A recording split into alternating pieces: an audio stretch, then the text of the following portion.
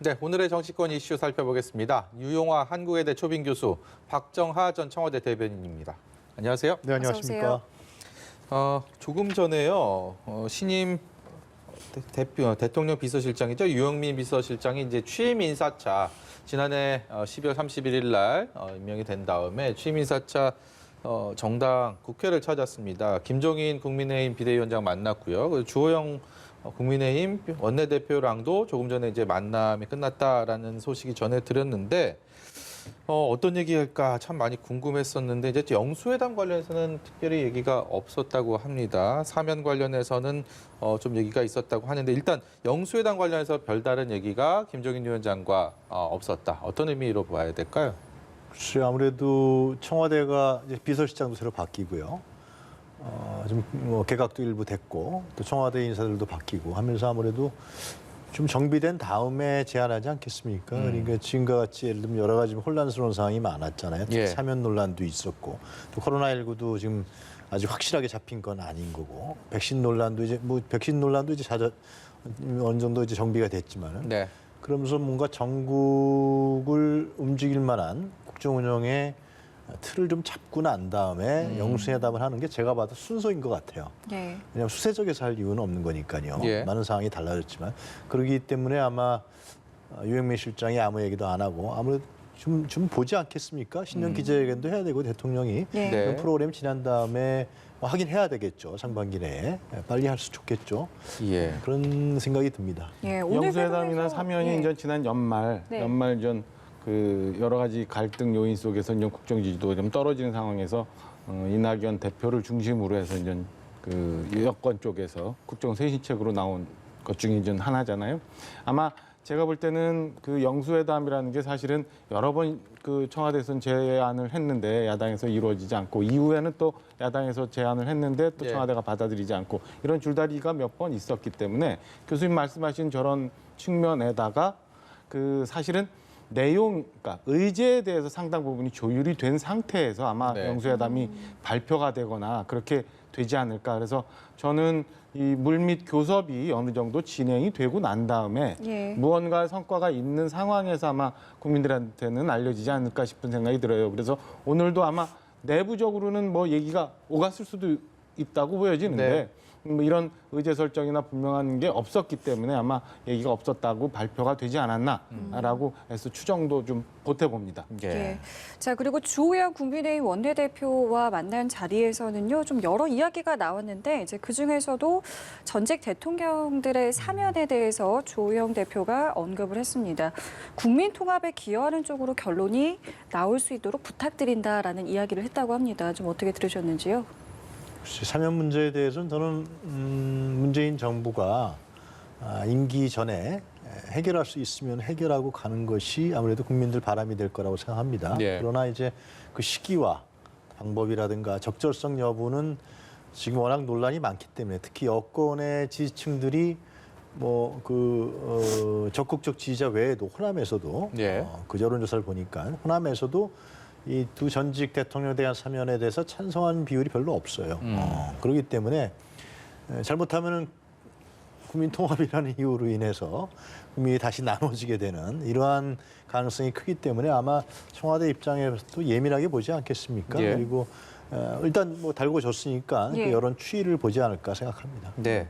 주호영 원내대표가 유영민 실장한테 민주당 이낙연 대표가 먼저 사면 얘기를 꺼내고 그것을 또 민주당 내에서 찬반 논란이 또 일어나고 국민의힘 우리 입장에서는 좀 너무 수모를 당하는 느낌이다. 빨리 이거 국민통합위에서 좀 결론을 내달라. 이런 뉘앙스로 얘기를 했다고 하네요. 어떤 의미가 있을까요?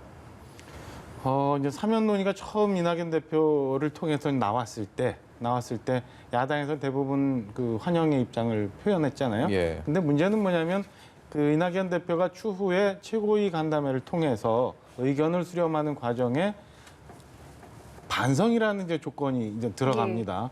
그래서 그거 이후로 해서 이제 야당에서 굉장히 격한 반응들이 나오는데 저는 주호영 대표가 당연히 할 수 있는 말을 했다고 보여집니다. 이게 뭐 사정이 어떻든 간에 사면이라는 거는 대통령의 고유 권한이고 그다음에 그 사면 카드에 대해서 고민을 한 거는 사실은 여권이니까. 예. 그리고 여권이 먼저 얘기를 했으니까 여권 내에서 조율이 돼가지고 사면을 결정을 하거나 하면 되는 거지 굳이 거기에 조건을 달거나 아니면 이제 와서 또 다시 뭐 여론 추이를 보면서 상황을 보자라고 얘기하는 것은 예. 야당 입장에서는 받기가 참 쉽지 않은 상황이고 조영 대표 표현대로 좀 굴욕적인 상황까지도 느껴질 수 있는 그런 부분이라고 생각해요. 근데 이낙연 대표 첫 제안 이후 이제 여러 가지 논란이 있고 여론 추이도 지금 뭐 변화가 있습니다만은 최종적으로 계속 걷어들이지 않는 모습을 이낙연 대표는 보이고 있거든요. 예. 청와대도 분명한 얘기를 안 하고 있고 제가 보면은 전 뭐 특별한 계기에 그러니까 뭐 금년도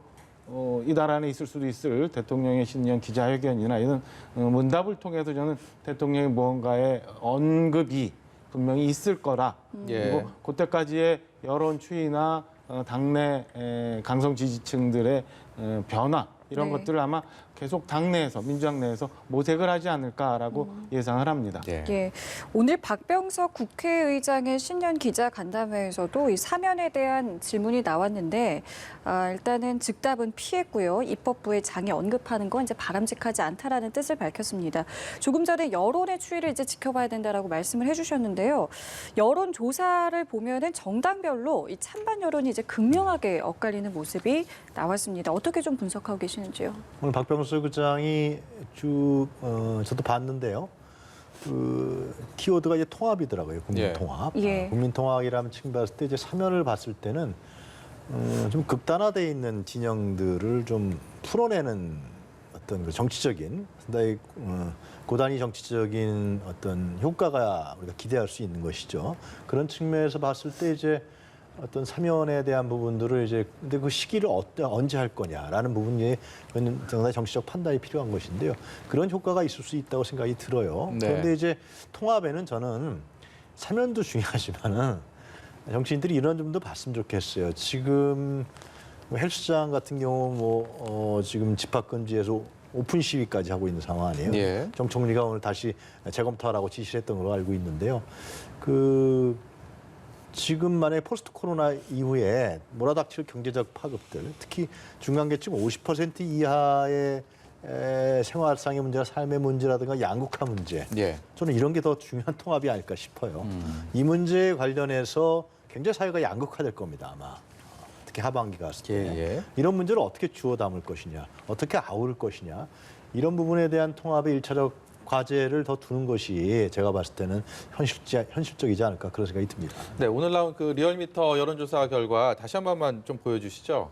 그 여론조사 결과 사면 관련해서 이 찬반을 보면 예. 보시는 것처럼 찬성과 반대 그리고 이게 지역별, 연령대별 그리고 지지 정당별 이런 추이들을 제가 보면서 어떤 생각이 들었냐면 이른바 대선이 가장 절정에 이르렀을 때 어떤 양 정당별, 지지 후보별 그 있던 이념의 양극화 현상이 그대로 사면에 대한 찬반 여론으로 투영된 게 아닌가 이런 생각이 들었거든요. 그렇죠. 굉장히 팽팽하죠. 지금 전체적으로는 47.7대 48 해갖고 뭐 거의 같은 찬반의 숫자를 보이고 있고 연령대별로도 30대 이하는 반대 여론이 굉장히 높고 네. 60대 이상은 찬성 여론이 높고 지역별로도 부울경 중심 뭐 TK, PK 쪽은 사면을 찬성하고 호남 지역은 반대하는 예. 이런 극명한 이 차이를 보이고 있는데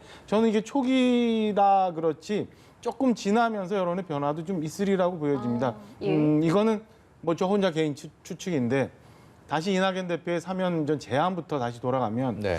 과연 혼자 판단으로 저런 사면 제안을 했을까? 그리고 아무런 근거 없이 객관적인 조사나 이런 근거 없이 혼자 그냥 독단적으로 정치적인 판단을 했을까? 그리고 이런 거를 따져보면 저는 그 면밀히 좀 검토했으리라고 개인적으로는 추측을 하거든요. 그럼 지금 나와 있는 그 러프한 여론조사 말고 좀 더 시일이 지나면서 이게 약간의 우열을 보일 수도 있고 그다음에 청와대나 대통령의 판단과 결단에 따라서 여론은 좀 출렁일 수도 있다고 보여집니다. 그래서 좀 더 여론 추이는 좀 봐야 되지 않을까라는 네. 생각입니다. 뭐 조만간에 대통령의 신년 기자회견이 뭐 있을 것이다 이런 전망이 많이 나오는데 대통령 사실 신년 기자회견 때마다 이 사면 관련 질문들은 항상 있었습니다. 거기에 대해서 대통령은 굉장히 원론적인 답변을 했었는데 이번에는 과연 이렇게 분위기가 형성된 상황에서 문재인 대통령 어떤 입장을 내놓을 수 있을까요? 거기에 대해서 글쎄요, 좀 전망을 일단 듣고 싶은데요. 지금 제시한 여론조사를 봤을 때 과연 지금 여론조사를 봤을 때는 양 진영으로 완전히 진영화돼 있다는 거예요. 예. 대립화돼 있다는 것. 갈등과 균열 요소가 극대화돼 있다는 것을 보여주는 것인데 과연 사면으로 저것을 치유할 수 있을 것인가에 대해서는 회의적입니다. 상당히. 그러니까 그것은 저걸 치유하려면은 사면 카드보다도 더 갈라지겠죠. 사면 카드를 하면은 좀 더 여야 간의 대화라든가 그리고 국회에서의 협력적 관계라든가 정부와 또 정치권과의 대화, 예. 또 야당과의 대화 이런 부분들 속에서 뭔가 공통 분모들을 찾아나가려고 하는 특히 코로나19 상황에서 국가적 위기를 함께 극복하려고 하는 양 정당의 노력들이 좀 더 같이 가야 저러한 또 사면 논란을 나타난 어떤 진영 간의 대립이라든 갈등 이런 부분들 그런 요소들을 제어할 수 있지 않을까 생각이 드는데요.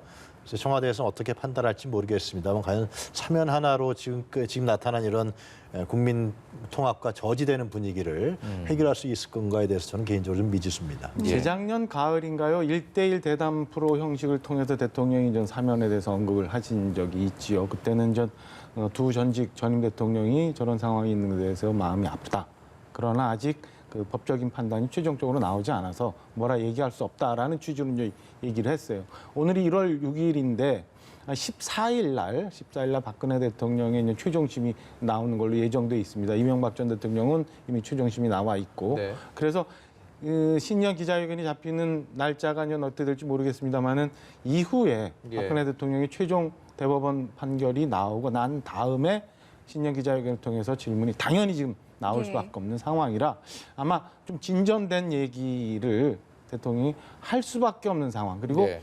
그런 거를 준비를 하면서 이낙연 대표가 운을 띄웠던 것 아닌가라고 저는 추측을 합니다. 네, 주제 넘겨보겠습니다. 4차 재난지원금 이 지급 관련돼서 민주당 내에서 이제 공론화가 되고 있습니다.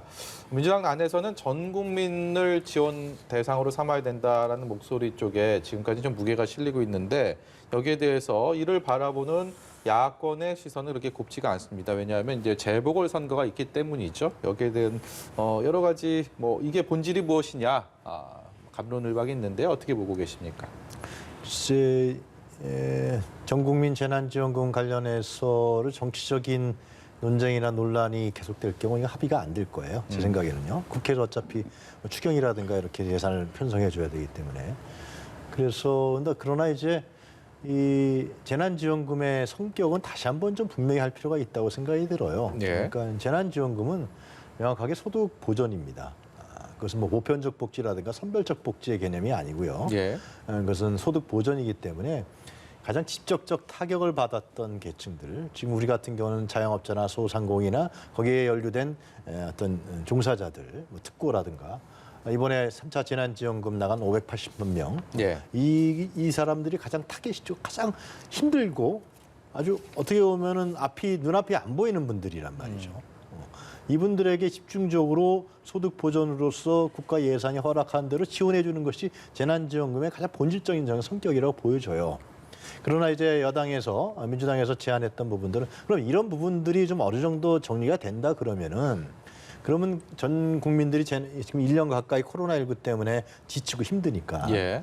위로금 정도 수준에서 전 국민 재난지원금 정도는 고려해 볼 필요가 있다. 그런데 그 시기는 지금은 아닌 것 같아요.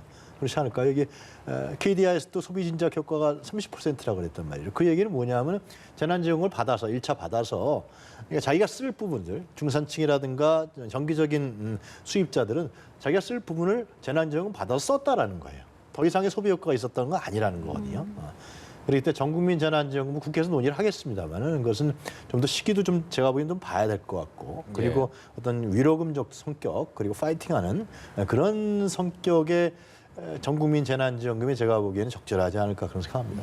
시점에 대해서 어떻게 좀 보고 계세요? 시점과 내용을 구분해서 좀 말씀을 드리면 시점에 대해서는 우선 지금 금년도 예산 집행 시작한 지 며칠 되지도 않았어요. 근데 3차 지원금 이제 나가는데 벌써 4차 지원금 얘기하면서 추경 얘기를 한다는 게 이게 과연 옳은 건가라는 생각이 우선은 듭니다. 그래서 시기적으로도 3차 지원금 이제 시작도 되기 전에 벌써 추경 얘기하면서 뭐 곧 그 전 국민 재난지원금을 4차 지원한다는 게 무슨 의도로 저렇게 하는 건지에 대해서 우선 하나.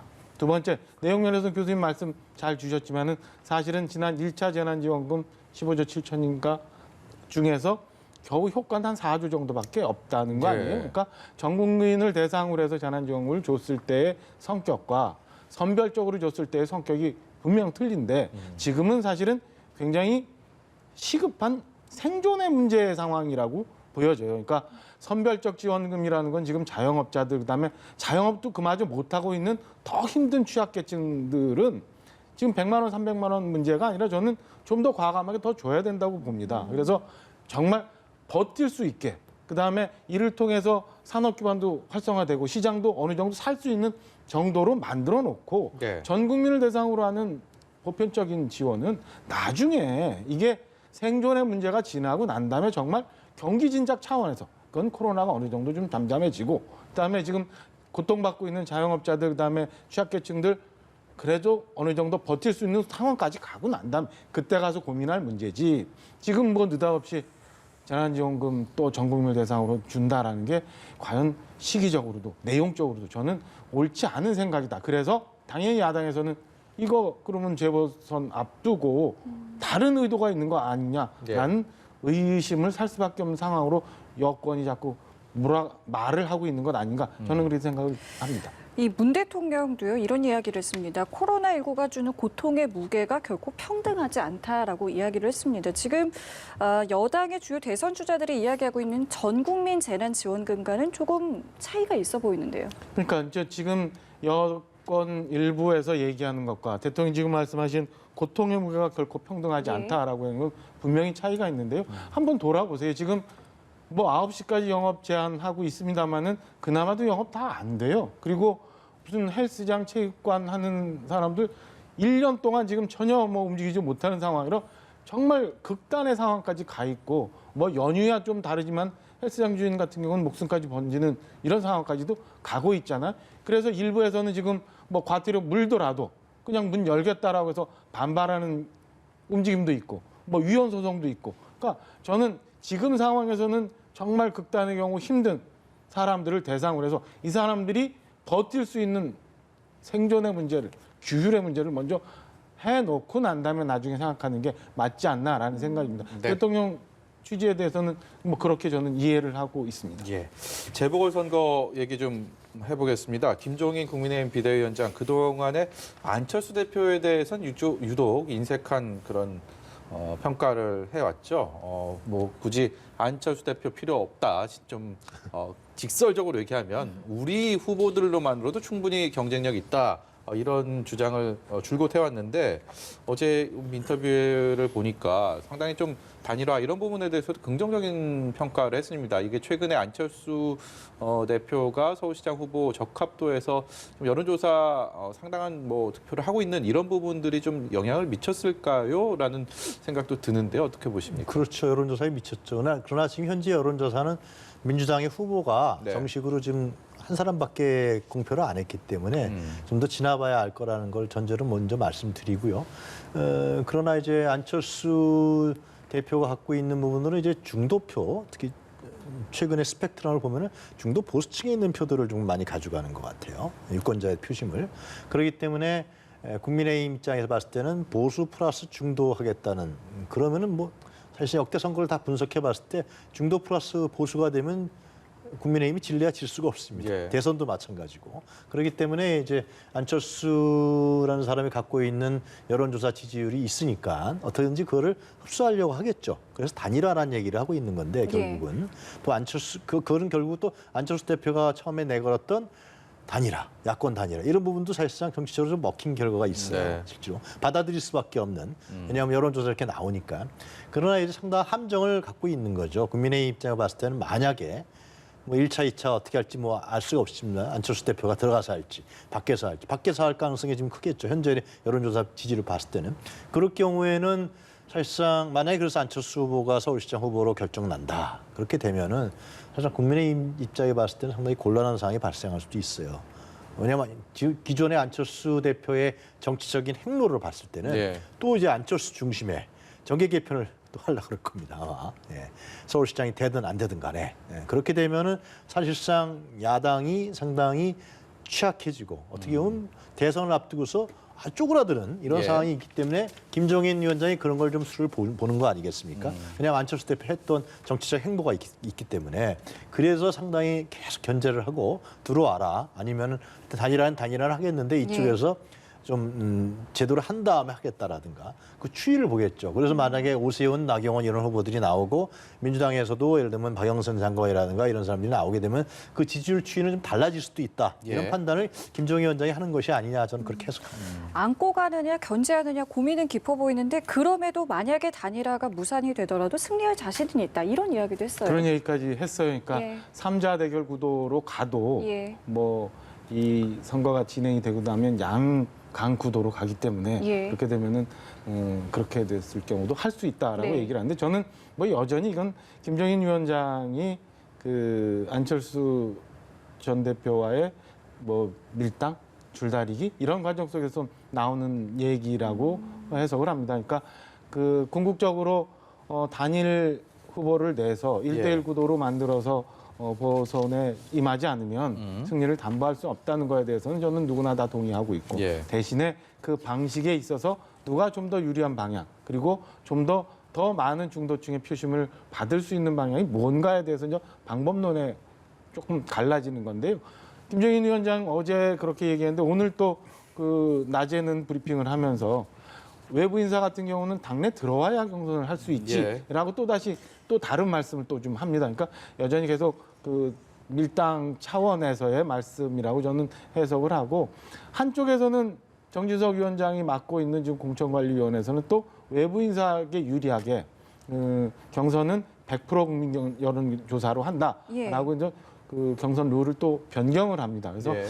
이 지금 현재 국민의힘에서는 안철수 전 대표, 금태섭 전 의원 등등 이렇게 외부 인사까지 다 열어놓는 방식의 문제를 정리해놓고 네. 그 안에서 세부적인 그 기싸움 차원에서의 밀당이 좀 있는 것 아닌가라고 저는 해석을 좀 하고 예. 궁극적으로는 어쨌든 1대1 구도로 만들어서 재보선에 임해야 된다는 생각에는 다들 동의하고 있다고 생각을 합니다. 예, 네. 마지막으로요. 어찌됐든 간에 뭐 국민의힘 보수 야권에서는 이런 뭐 재보궐선거에 대한 분위기가 조금씩 이렇게 달아오르고 있는데 반면에 민주당 쪽에서는 특별한 그런 분위기가 없습니다. 우상호 의원이 일찌감치 출마 선언한 이후에는 별다른 움직임이 없는데 가장 지금 현재로서는 관심을 모으고 있는 박영선 장관이 오늘 한 매체와 인터뷰 통해서 또 뭐 가능성은 열어놓고 있다. 1월 안에 결정하겠다라고 얘기를 했어요. 이게 상대적으로 좀 분위기를 타지 못하고 있는 여권에서 박영선 장관의 결단이 뭔가 이렇게 분위기를 전환할 수 있는 그런 맞는 키가 될 것인가? 어떤 변화를 이끌어낼 것인가? 관심이 갈 수밖에 없는데요. 어떻게 보세요? 일단 박영선 장관의 출마 여부에 대한 변수에서 이제 안철수라는 인물이 여론조사 부분이 상당히 역할을 한 거죠. 그러니까 그전에는 호각지세라고 생각했는데 최근에 나온 신년 여론조사에 봤을 때는